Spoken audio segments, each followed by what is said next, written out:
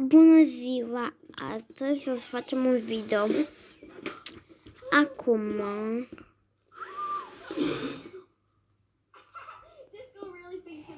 Acum ieșim pe aplicația asta.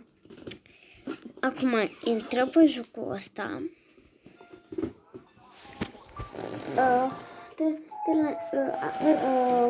Să strângem 100.000 de like-uri și abonați-vă pe canalul Florin Show. Acum intrăm pe joc. Asta e mașina mea. După cum vedeți, am făcut eu așa emisiuni. Acum intrăm pe o mapă. Să dați 100.000 de like-uri pe ce mapă vreți. Pe asta, bine? Așa, îi dau start. Și acum intrăm pe joc. Acum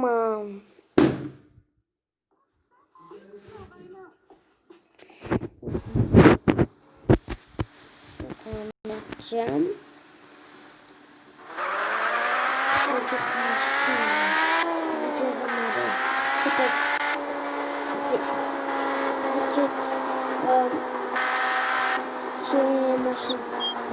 Ce mașini vreți să ne cumpere data viitoare. Și acum mergem noi pe viteză. Dacă nu se blochează uneori, mergem așa pe viteză mare. Opa! Poliția! Vedeți? Uitați acolo!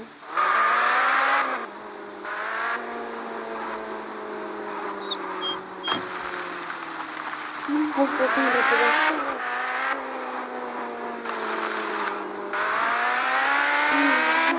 În spate. Numai că mi se blochează mie și nu se aude sirena ei.